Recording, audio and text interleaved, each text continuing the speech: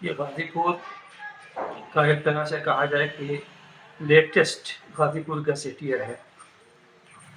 इसके अंदर ancient period से यानी प्राचीन काल में हमारा गाज़ीपुर जनपद कैसा रहा, उसको मैंने इसमें समेटने की कोशिश की है।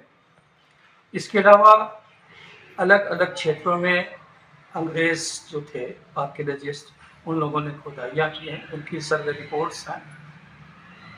उसके अंदर पता ही चलता है कि गाज़ीपुर जनपद जो है, पत्थर युग से गाज़ीपुर जनपद का अस्तित्व रहा है। और ख़ास करके जो हमारा पश्चिमी क्षेत्र है, जो बनारस से, जौनपुर से और आज़मगढ़ से, ये हमारे गाज़ीपुर का जैसे कहा जाए कि यहाँ पे बड़े गोल्डन जैसे पीरियड्स रहे हैं यहाँ पे। जैसे गाज़ीपुर का ये माथे का चंदन ये क्षेत्र रहा है, यहाँ पे बड़ी बड़ी सभ्यताएं आई, संस्कृतियाँ उभरी हैं और यहाँ पे पुष्पित हुई हैं। और उनका एक अद्भुत जैसे कहा जाए ना कि इतिहास उजागर होता है, जिसे मैंने अपनी इस किताब में लिखा है। उसके बाद फिर आता है आपके सल्तनत पीरियड, और फिर उसके बाद आता है मुगल पीरियड। उसके बाद फिर आता है अवध काल, जो हम लखनऊ के मातहत जाते हैं। और उसके बाद फिर ब्रिटिश पीरियड आता है। इससे पहले ईस्ट इंडिया कंपनी भी आई है यहाँ का, उसके ऊपर यहाँ पे उनके अधीन रहा है। और उसके बाद फिर हमने जो इसके अंदर जो एक वर्क किया है, वो गाज़ीपुर में जो उस वक्त के जो ऑफिसेस थे, गवर्नमेंट के जो ऑफिसेस थे, जैसे आज के ज़माने में डीएम हैं, उससे रिलेटेड अलग अलग डिपार्टमेंट्स हैं और उनके सारे डॉक्यूमेंट्स हैं। तो मैंने अकबर के समय से लेकर के 1788 तक के जो ऑफिशियल रिकॉर्ड्स थे, उनको जाकर के मैंने ब्रिटिश लाइब्रेरी लंदन से हासिल किया है, फिर नेशनल आर्काइव दिल्ली से हासिल किया है, जयपुर आर्काइव से हासिल किया है।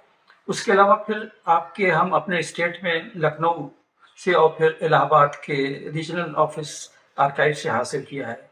और सबसे बड़ा बहुत बड़ा ज़ख़ीरा जो है, ये डीएम ऑफिस का जो रिकॉर्ड रूम है, इसके अंदर है। यहाँ के इतिहासकारों ने अफसोस ये होता है कि जो गाज़ीपुर का रिकॉर्ड रूम है, जो बहुत ही इम्पॉर्टेंट इसके अंदर पेपर्स हैं, वो सब इसके अंदर हैं, जिसे हम अपनी इस किताब में हमने ला करके इसके अंदर शामिल किया है। चूँकि भाषा का मामला है, ये भाषा जो है, एक तो पर्शियन भाषा, उसको मैंने उसके ऊपर कमांड हासिल किया, क्योंकि सारे पेपर्स जो थे वो सब फारसी में थे। और इसके अलावा फिर उर्दू में सारे डॉक्यूमेंट्स थे। उसके बाद फिर इंग्लिश में जो ब्रिटिश पीरियड के डॉक्यूमेंट्स हैं, इन सारे ओरिजिनल डॉक्यूमेंट्स जो थे हमारे बिखरे हुए थे, इनको मैंने इकट्ठा करके अपने इस किताब में हमने शामिल करके इसको लिखा है। सर, इतिहास लेखन की बात करें तो बहुत अलग अलग डिबेट्स चलती रहती हैं हिस्ट्री राइटिंग को लेकर के। कई बार कहा जाता है कि हिस्ट्री का जो लेखन है वो बड़ा ऑब्जेक्टिव होता है, सापेक्षिक होता है। एक इतिहासकार के नाते गाजीपुर के इतिहास को इस तरीके से कंपाइल करना, इसके साथ साथ सर जो रिसोर्स मटेरियल के अलावा किस तरह के चैलेंजेस, क्योंकि बहुत एक वॉल्यूमिनस आपको टेक्स्ट को ट्रांसलेट करना पड़ा होगा, Bangla to English, English to Hindi, Hindi to English, तो इस तरह की चुनौतियों को आप कैसे एड्रेस किए? देखिए, सबसे बड़ी बात यह है कि रविन्द्रनाथ टैगोर हों या फिर आपके विवेकानंद हो, इनके सारे डॉक्यूमेंट्स ओरिजिनल जो हैं वो बांग्ला भाषा में मिलते हैं। जब तक कि आपको बांग्ला भाषा को आप नहीं जानते होंगे, तब तक सारे तथ्य जो हैं आप रविन्द्रनाथ टैगोर के नहीं ला सकते हैं। क्योंकि हमने देखा है कि रविन्द्रनाथ टैगोर ने की जो किताबें हैं, जो भी किताबें मानसी या आपके नौका डूबी है, इसके अंदर जो गाजीपुर से रिलेटेड पोर्शंस हैं, उनको अनुवाद ओरिजिनल जो डॉक्यूमेंट्स मैंने इनकी तहरीर जब देखी, उससे हमने कोशिश किया कि उसको ले आएं और गाजीपुर के में इतिहास में इसमें हम शामिल करें। क्योंकि गाजीपुर, इससे पहले गाजीपुर के जिन लोगों ने रविन्द्रनाथ टैगोर को लिखा है या विवेकानंद को, उनकी ओरिजिनल भाषा को इन्होंने को सही तरीके से उसका सही तरह विवेचना नहीं की है।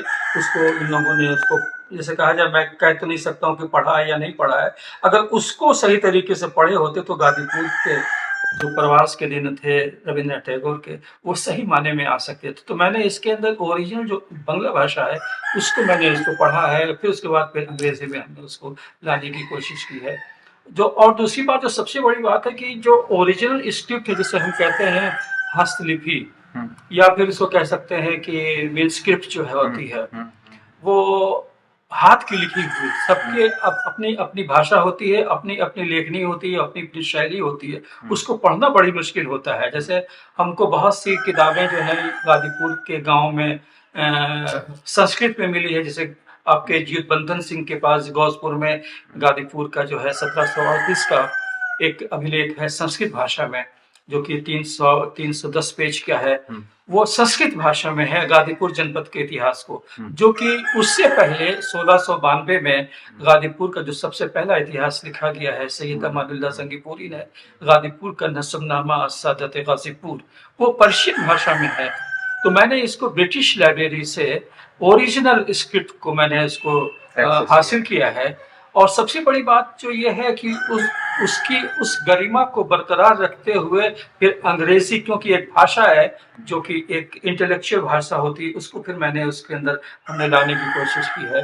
कि ये किताब मुख्यतः देखूं तो गाजीपुर का जो इंटेलेक्चुअल क्लास है, जो इंग्लिश नोइंग पर्सनैलिटीज हैं, वही पढ़ पाएंगे।